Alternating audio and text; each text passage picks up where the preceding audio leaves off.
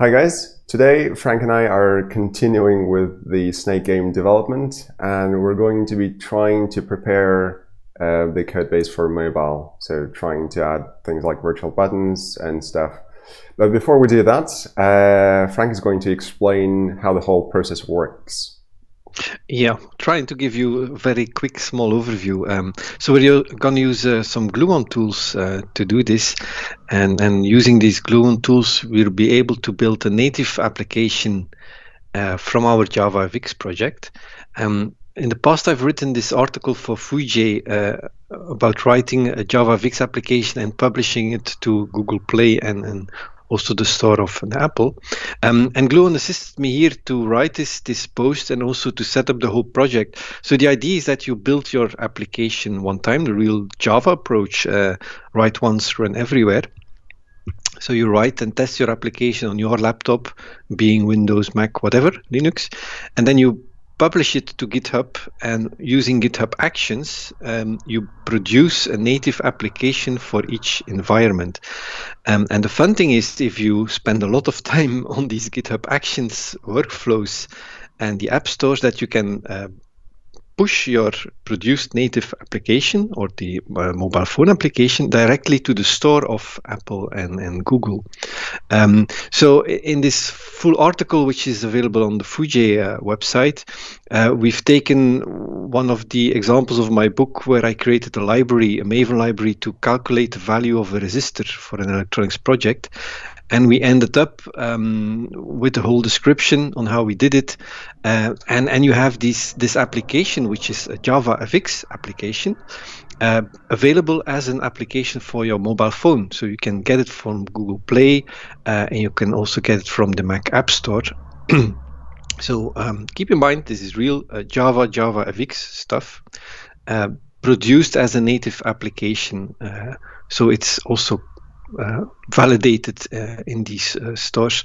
Now, my idea was if we were able to do this with a JavaFX application, we should also be able to do that with an FXGL application, because it's also just pure Java and JavaFX. So I spent some time already on our Emoji Snake game. So if I go to the sources, so I've set up this new repository, JavaFX Game Snake app.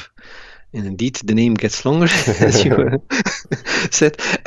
So it's exactly the same Java source as where we ended with the previous video that we made. The difference is in the POM file, where some stuff was added regarding Gluon for mobile. So Gluon attach is used here to get the orientation of the device. Maybe we can use that, or the screen size of the device, maybe the accelerometer, I don't know, for movement of our thing. Then some dependencies were added here, as this is using GraalVM for the native compilation. So we need to assist a bit what is all included. And then some, and here is the magic, all these passwords and settings and keys that you need to find back in the Apple developer console to set up this communication. Now, if everything works, and again, I needed some assistance from Gluon to get this running, so thanks a lot, Erwin. So we have these workflows, and one of these workflows is building on Ubuntu for Android. So you'll see here at the end that there is a simple action. Again, it's only a few lines, but it does a lot of magic in the background. It takes this compiled application and then pushes it to the Play Store. Now, the game as such is not finished yet, so you have some work to do, but the flow is here. So you see some of the builds are failing, so I'm working on it, but the Android build is successful, and you see at the last step, upload to Google Play, finished uploading to the Play Store. So we are able to create an application with Java, JavaFX, and FXGL, build it to a native application, and push it to Google Play. And now we just need to make a running game. Yeah. And so maybe that's best that we switch back to you now and look into the code and see if we can make this application that we made with a fixed size, for instance, and turn it into something. Let's try that. Mobile. Okay, so So I if you, think I need to stop sharing my screen. Yep, done. Screen 1. There we go. I need to get the latest stuff, which I think I already got. Yep, that's fine. I need to create a new project though, because that still doesn't exist yet. It's existing sources, right? Yes. So it must be this one.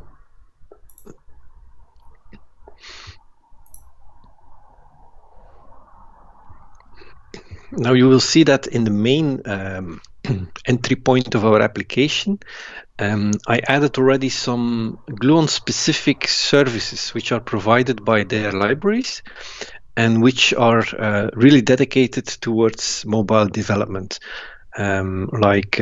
Device, the screen size is one of them. Okay. And I think that's one we can use. Potentially. Is this coming from Gluon Attach? Yes, indeed. Okay, hang on. Where is your thing? So Okay, if you let now me open... move it over here so the audience can see you. Wow, is that a good idea? Is it because this thing isn't? Because usually it sticks to the screen, yes. Yeah, I can't figure out how to do that now. You can make me There we go. Yeah, so Yep. now it's on top of everything. Let's increase the font size to 26 so it's clearer to both you and the audience.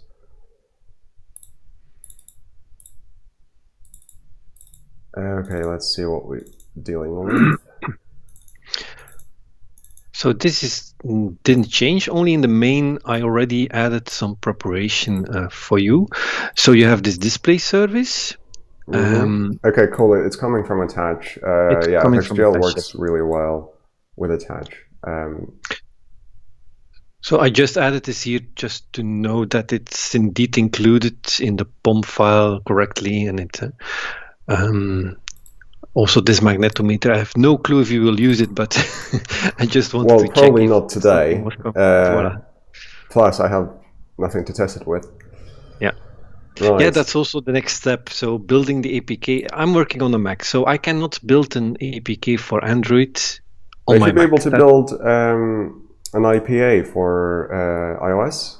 Yes, indeed. That should at least work. for the debug version. Yeah. The build commands are in the README file, by the way.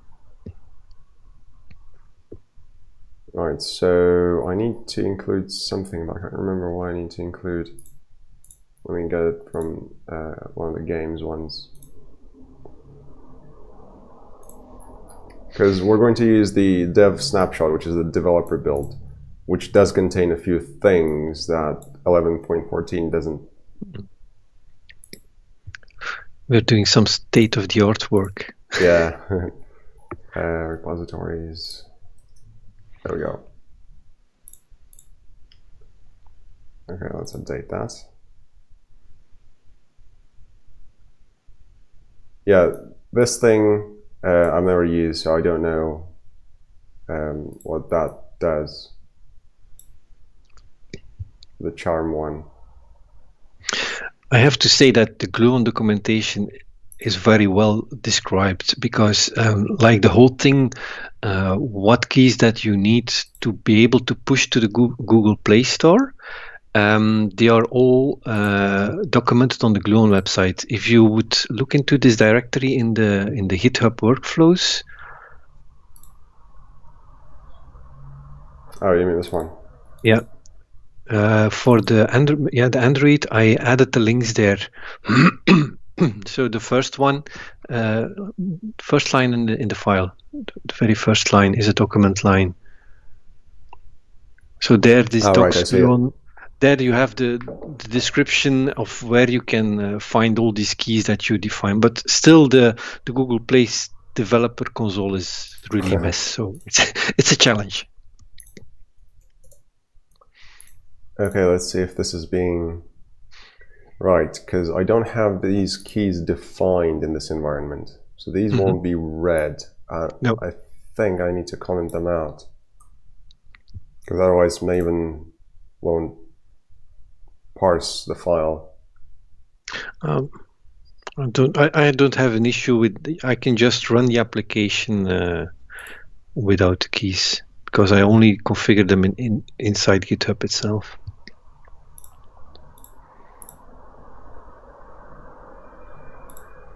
Right, so this thing returns fxgl pane, which is still being read from the old one, fxgl 11.14.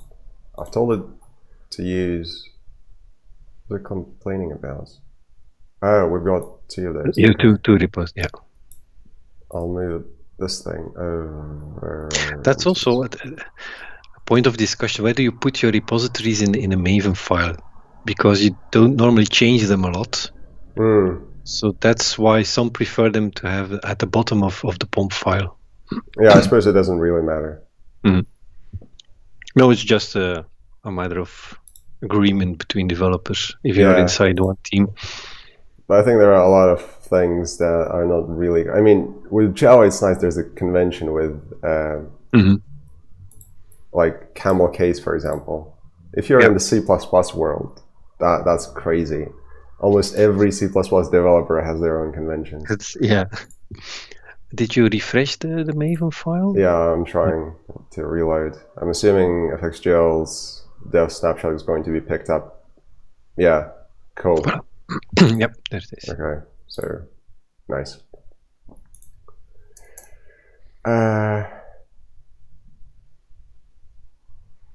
So I can just click on this thing and run. Yep. Okay, let's try that. It worked on my side. Hope it doesn't explode on your side. Hopefully. JavaFX runtime components are missing. Is there? No. I'll do the launcher trick that I usually do. Ah, yeah.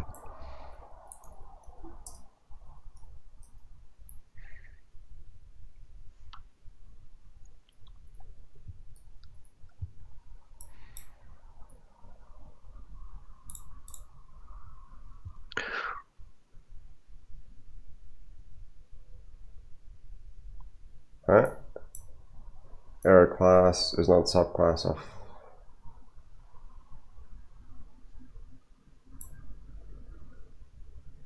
Okay. Application launch. Oh, it won't find it. Okay, so can I call something in here that will in turn call something else? Let's try that, because that is definitely a subclass of application. There we go. Okay. Now, there's one thing, and it's not clear to me why this turned black, the background. So the black background is the rendered color of the. Because we're not using fxgl directly, we're using it through this embedded mode, which is still in development. So we're kind of using experimental stuff. That's perfect. We love experimental stuff. Yeah. You see that the labels are there, but as you see that some letters appear when the smiley is scrolling. Yeah, because they're drawn in black and the background color is black. Them. Yeah. Right, so we should be able to do something with this. So if we rename this to fxgl pane for starters, and then okay, this was just a test, so we don't need that actually.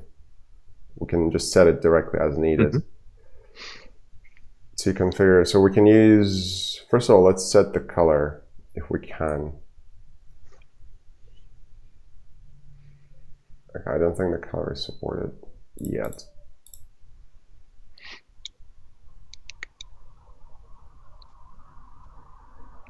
So you're setting a check mark in your head. That's something to do. Yeah. In which case, let's try that.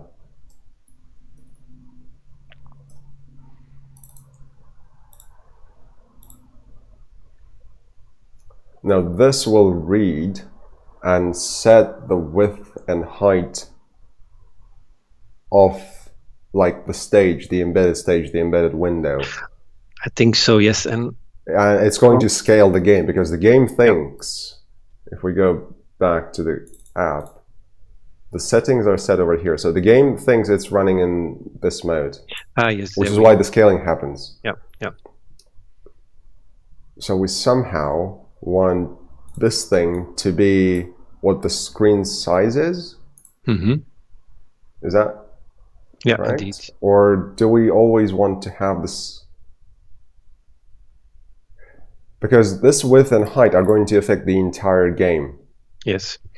Which is, I think, going to be weird, because the game is supposed to be exactly the same, regardless of the platform we're running on. Well, we can adjust it so we have these tiles. That was the idea. We have these tiles where this smiley moves. So probably we need to also resize these tiles a bit if you're running on a small screen or a big screen. I think the main issue with this is a square screen. Yep. What we're running on is potentially another square screen. In fact, even on desktop, it's not square. So how about we define one size for every platform, because these settings are not supposed to be changeable. And then the game will simply scale as it is currently doing. So do we want landscape or portrait mode? Landscape would be better for a game, I guess. Usually, yeah. Because you can rotate the phone, so that will work. On desktop, it will just work natively. And then, let's do, so set width this, and then set height. Shall we set it from the ratio of 16/9? Yep. That will give us... That will give us most of the... HD, basically. Yeah. Set height from ratio 16/9.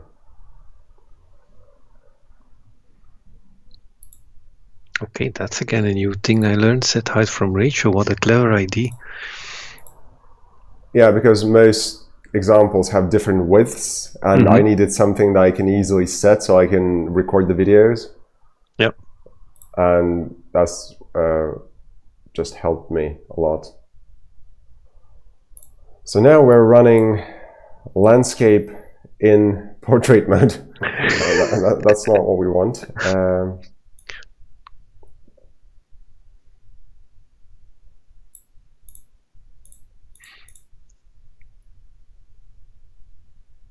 First of all, our application isn't shutting down. Do we have an exit here somewhere? No. Stop? Yeah, let's go with stop. And then let's shut down FXGL from here. Get game controller exit. Let's see if application now shuts down normally.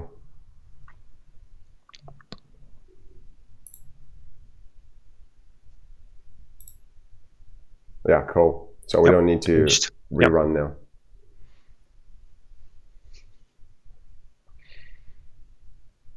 Right, so screen width is, it's saying that and that. But it's not setting it to the, well, FXGL pane is being set, but what about the window? Yeah, and by the way, I have some system out there which is good for very quick testing, but do you have a logger by default defined in FXGL? We can just get one. Private static final logger.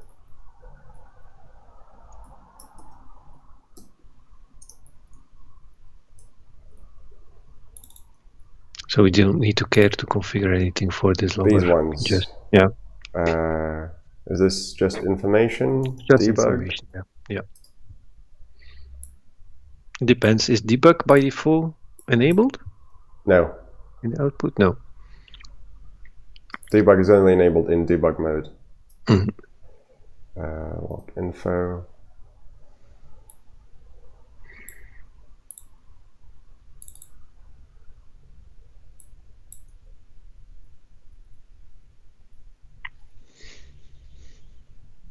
And then these are coming from glue-on attach because it's being called before fxgl gets called.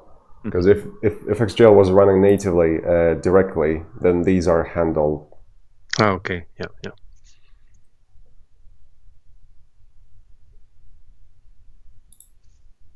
Okay, so screen width and screen height, are they the resolution of the mobile screen window? I think so, but because you're running on a PC, I think you get your PC sizes. Well, probably, yeah. But So as actually, long we as it could works use it. on mobile, Yeah. we can fix the PC one. Mm-hmm. So display service. Is this going to kick in after the app's been rotated to landscape mode? We should check this documentation link, but you can definitely have some kind of listener if the device is rotated, yes. Instead of rotating device, if we're saying it's always going to be in this way, then I've got something here, breakout Android, this thing, which forces the... Ah, there you set it to landscape. Yeah. It always it just keeps it there. So we might want to use that, in which case it will start by default in this landscape mode. And it simply won't allow switching back. And then we have screen width and height, which I'm assuming are going to be width and height from the perspective of landscape. Because depending on how you look at your phone, width and height are two different indeed. representations. In which case this will just work. But if we're running...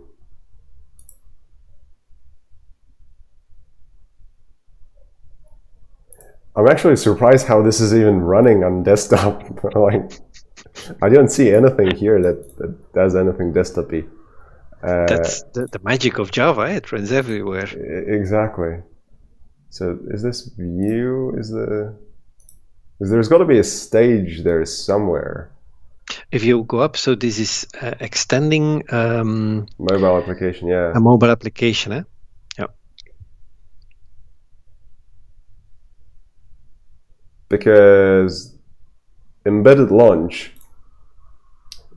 will take the application and then it won't use the primary stage. So given that we actually see the window, the stage is here somewhere. Is this view thing is the stage? Set size maybe? Preferred The size? view is... What happens if we do this?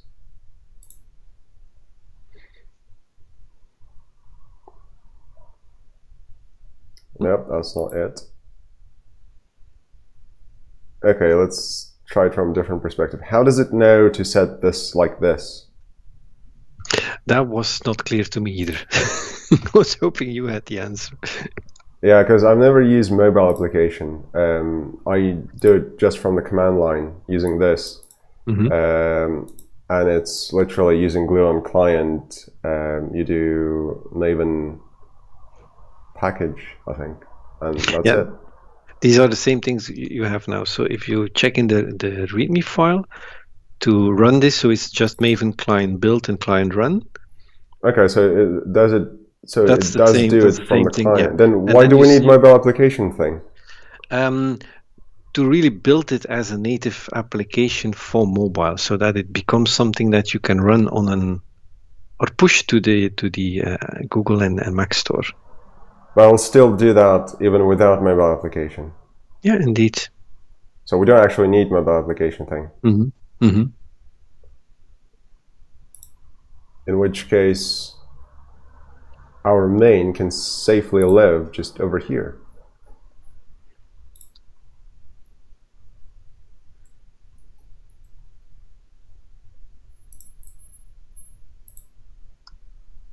So there's actually no need to use embedded mode. Yep. And there we have the white screen again. Yeah, because it's running natively. And it uses a stage and then its background scene, which contains no background color, which is why it's white, I guess.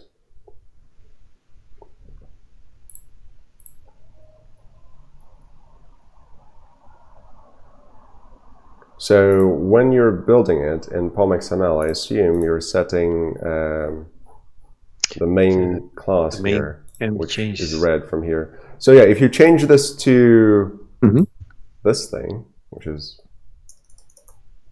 IntelliJ is not giving me a prompt, I'm assuming it's here somewhere. It's under inside game. the game. Yeah, inside game. Still can't see it, but fine. Should be there, yeah.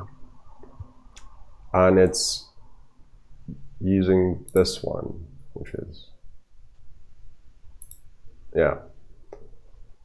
Then it should just work, hopefully. Well, I can test that for Android at some point. I can run it on Linux. I won't have this, so the build will be debug build. Yeah. But with this, since you're using exactly the same command for client build and package, I would assume it will just take these and then switch to the release mode. We'll have to try it anyway. And if that works, then there's no need to do anything else, which is great.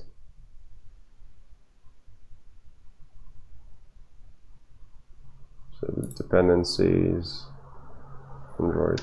Just looking through these to see where, okay, yeah, this is important. Without that, it won't load the attach services. And the attach services also should have a dependency. Yeah. Fine. Yeah, I just added everything there, probably too much, but should be fine. Definitely before pushing it to the App Store, we don't want to have too much warnings that people have to allow all this stuff. Okay, so we're going to leave this as a last resort if we have to go to this. Yeah. Otherwise, we'll just focus on this thing, which is running it natively. We don't need that anymore. Now, the problem with this actually is we don't know where if we can actually move that many pixels, rather cells. It's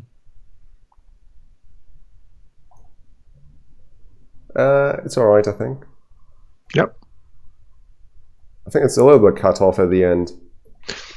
Probably because there's just too many pixels. Yeah, but apart from that, it's fine.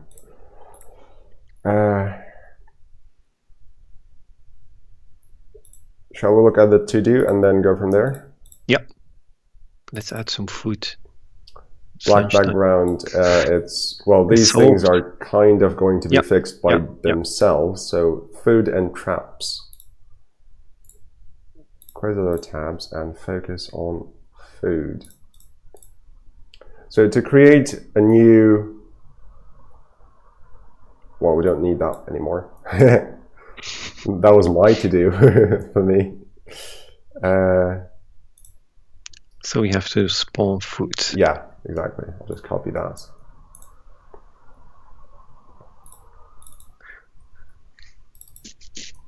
New food. We need a new entity type, because FXGL needs to know that it's a separate type. Do we have an image for food? Yes, I have created a directory within the assets with food. Yeah, it has to go into textures. How did I make the same mistake again? Yes. That's all right. And then, are they all the same size? Yeah, cool. Yes. So they should be randomized too then? Yeah, indeed. I think we learned a trick last time we did this. Yeah, you could just copy paste them if you selected them all. Food texture names. Ta-da. Almost. Almost, yeah. There we go. Almost. And then we need to get rid of these, replace all with nothing. And then we need to replace with a comma. These with a comma. And you probably need the food directory in front of it or not. Yes, you're right. Well, actually, we could do it over there. Okay, where do you use them? Yeah. Yeah. So new food is new type food, view with bounding box. We need the bounding box because we need to know its dimensions so that we can collide with it. It's collidable. It doesn't need rotation because it's not going to be rotated. We're going to resize it to 32, 32, and then we need to get food in front of it. Slash. Plus food texture names. And then fxgl math is going to get a random element from the list. Let's go back to snake game. So how is food created? It's spawned at the start of the game. At the start of the game. And then every time we collide with it. Yes. Yeah. So init game, spawn head, and then spawn food. Yeah. We have to spawn it. And then the location. I think this is a bit tricky. So we want it random on the screen. So we have the size. It needs to be snapped to a specific cell in the grid. Yes, but not a cell which is used by the snake. Ah, okay. Yeah. That was remarkable. Yeah, eureka. So let's create a separate function then. Spawn food.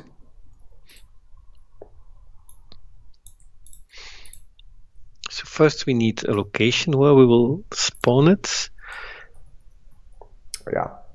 Which is that position is... Just thinking out loud, can you create a random position? Yeah. Then have a while... I suppose there are two ways of doing that. Removing all invalid positions and then finding a valid one from that random one, or randomizing a position and then checking if it's valid. Yeah, and just keep repeating it until you find the valid one.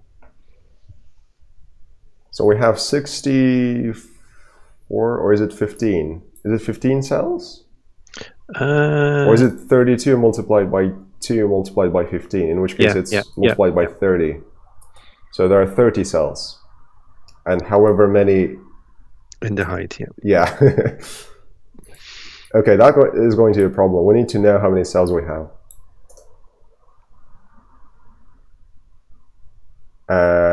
Is it just this divided by 32? Yes. So it's this. Okay, I'm going to use a calculator here. So 32 multiplied by 30. That's how many pixels we have in the width. Multiplied by 9 divided by 16. We have 540 in the height.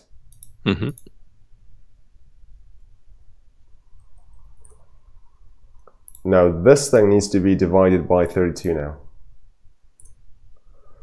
This is however many pixels we have. Yeah. Which is why it's doing the cutoff thing. Yeah, indeed. So it's actually... It's 17, right? 17, yes. We just simply don't see the bottom of it. Yeah. Okay. So its grid is 32 by 17. It's 30 by 17. Oh, yeah, you're right. That's one of the reasons why I love programming in pairs, because the other person can always spot mistakes. So it's... In fact, we should probably hard-code it. Not hard-code it, but define it as constant somewhere. Yeah. Shall we do it here? And also that 32 could be a static one. Yeah. So the grid, the cell size is 32. Yeah, cell size.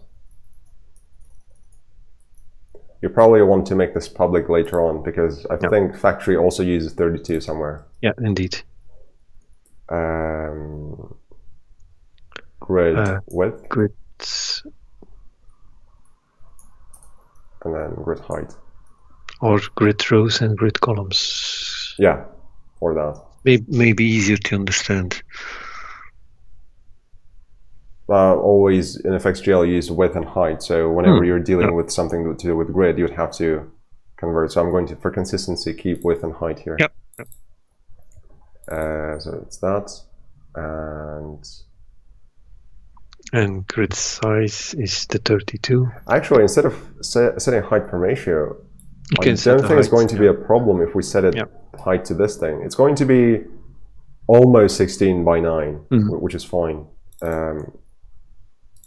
It's grid, no, it's cell size multiplied by grid height, and then this thing. Yep.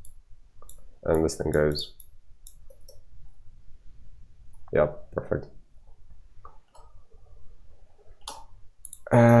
So we need to find anything to do with random FXGL math is the answer. So it's going to have a random between 0 and grid width -1. Is it inclusive? Like, what's with the documentation? It's supposed to give me documentation. Inclusive. Okay. There it is. Yeah. So it's -1 because the grid width is out of the bounds otherwise.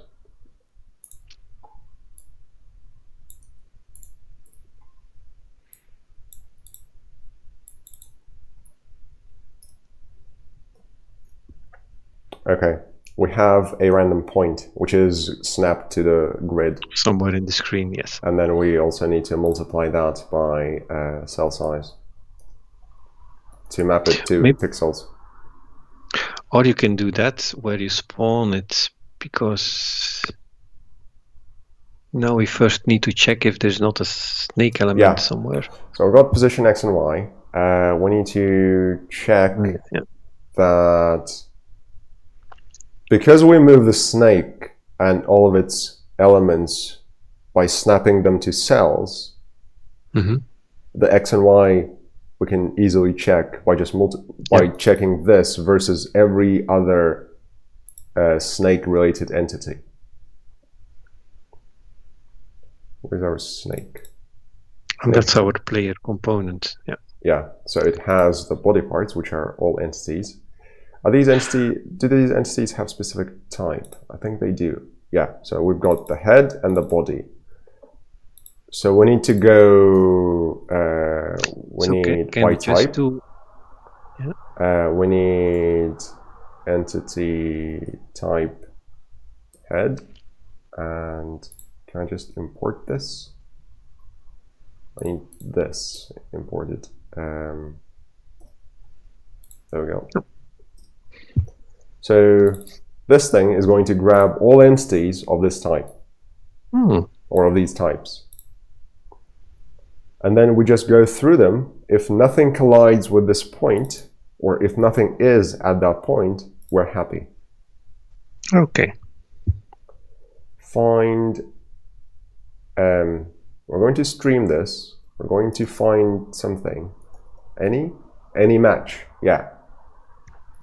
Any match this predicate. If any matches this predicate, then it's bad. Yeah.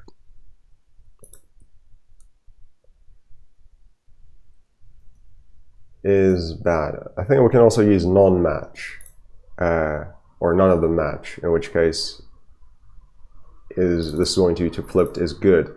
Yeah. And then while is bad? Yeah. What? Yeah.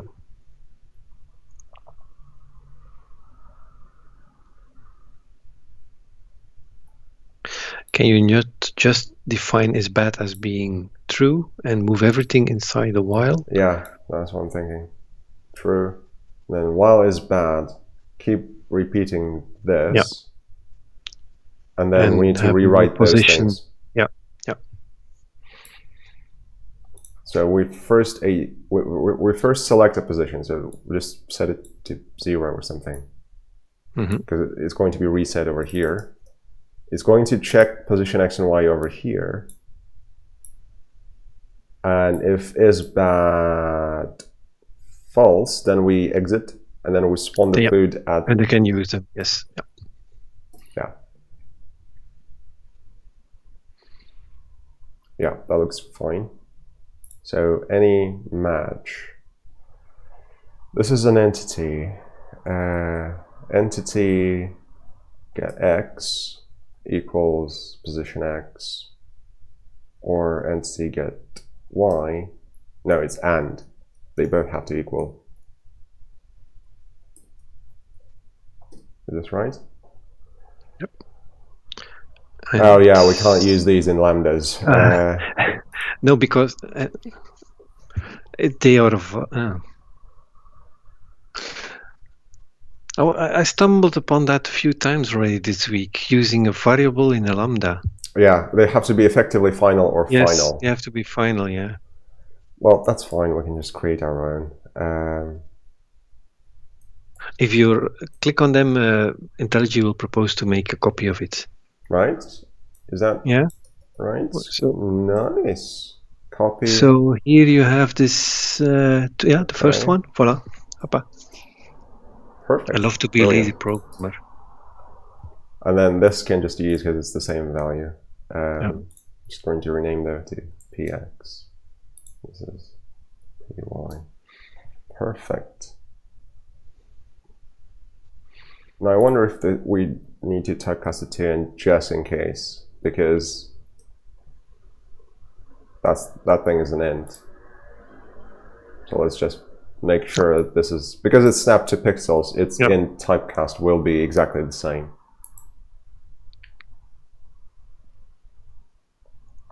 Okay. Yeah, spawning food is actually a lot more complex than I thought. Like I initially was thinking, like we can just call spawn food. And now you know why I asked it to you. Right. Let's see if this actually runs, and then, well, we also need a collision bit. Yeah. Where are we colliding with it? Is there no collision in this game yet? Not yet. No, we didn't have any. We had the touch borders. Where did we check that? Well, the borders thing we had to check manually over here somewhere. Yeah. Yeah, there. Yeah, that's fine. We're not going to do that here because these are entities, so we can check against entities very easily with FXGL. We can just say on collision begin, and then we say what collision is. It's snake head and food.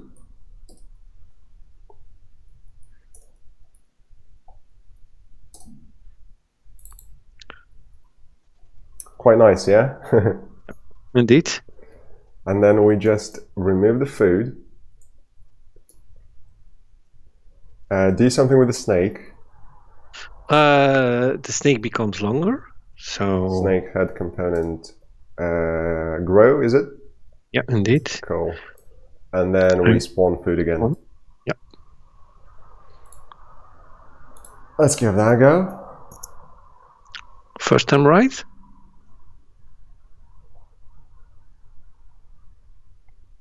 We definitely have food. Wow. First time right. Now. That collision detection is really powerful, huh? It is, yeah. It's colliding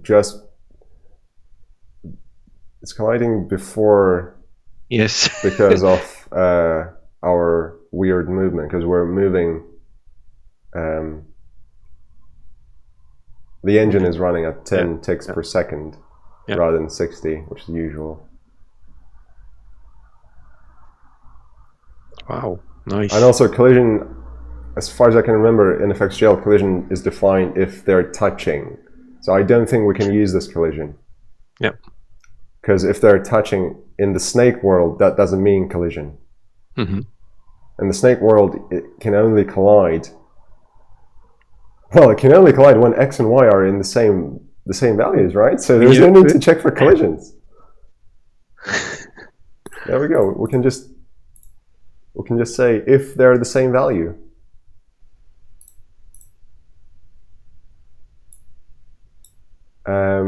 Where do we do that though? On update? Yeah, let's go for on update. So you know how each component has its own update? Your game also has its own update, which is like, it's not related to entities. So you can do general on update stuff here. If, well, we need to grab the snake head first. Where is it? Is this that one? Yeah, cool. That's the player, yeah. Yeah. So if player get x equals, well, we don't have food yet, but we can get it. Should we not define indeed food as a variable? And we can use it? We can get it from or here. Or you can just get it, yeah. Get game world, get singleton, and then you specify the type, and it gives you the first object that meets that type. Yep. Because there's only one, it will give you that one. So generally speaking, we don't even need this thing here, player, because we can obtain it if needed. Yeah.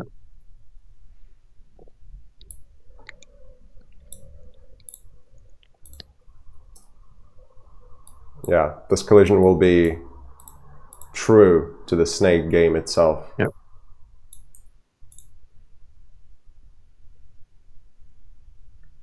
Snake is player. And we don't need physics. Let's see how this runs.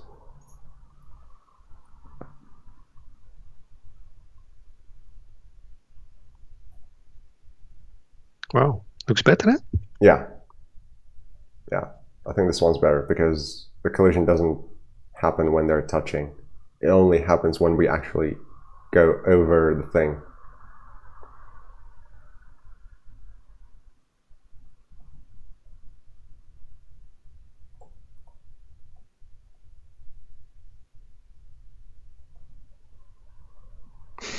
I'm being safe. To touch the border. I always press it beforehand. Yeah, but then you will not grow, eh? Yeah. I have to take risks with this game. Okay, we've got about 6 more minutes left for the session. Shall we add something interesting? An on-screen joystick, something like that. Yeah, so if you want to go very quickly to mobile, then we need some other way to control it. Indeed. So first of all, there is init UI that we can do. Is it? Or do we already have UI?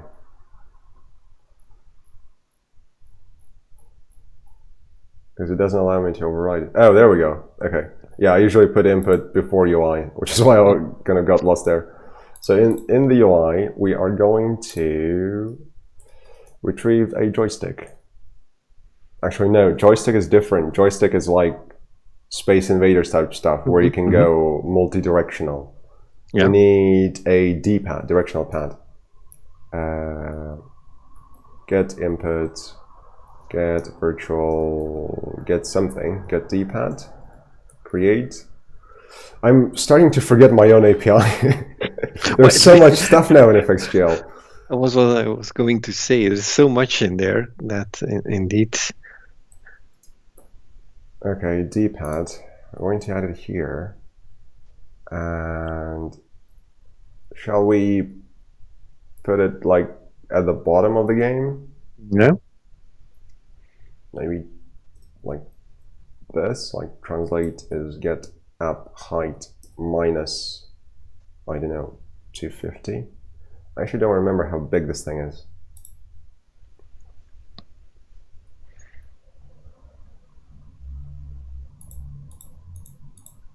Yep. It doesn't do at the moment anything. But it doesn't know yet what to do. Yeah. We're just going to set something. I need to remember how to set it. D-pad is probably wired directly to virtual buttons. So we'll have to change our input here. So this is input DSL. It's like for the most common use case. If we want to make something a bit more complex like we're doing now, we need to add a separate user action. On action begin, this is down. I'll do just one or maybe two, and then you can do the rest. Yep. Key code down, and then there should be a virtual button here somewhere. Virtual button down. And this is what we're doing, right, for down. So we don't need this anymore. This is, yeah.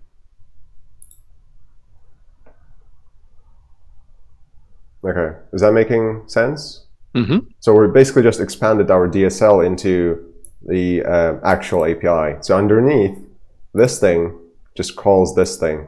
Yep. But because we need the virtual button, we should be able, we should use the full API. So let's see if this thing works.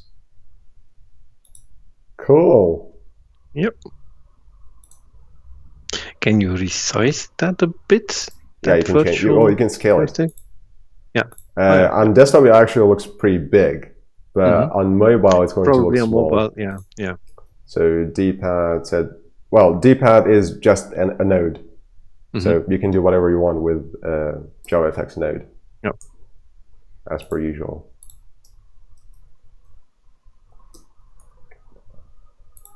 %25% is going to be probably tiny. Yeah.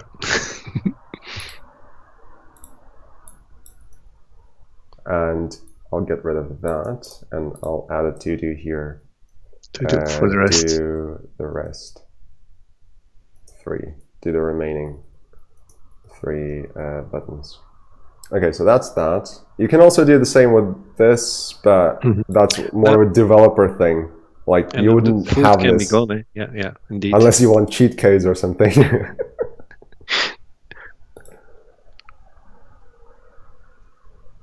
I think we are done. We're done for today, definitely. That's pretty cool. I also need to check out the APK thing.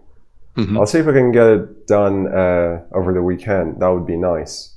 And then we'll see if we can get it published. And then we turn it from a free app in Google to a multi-dollar pension multi-billion-dollar franchise.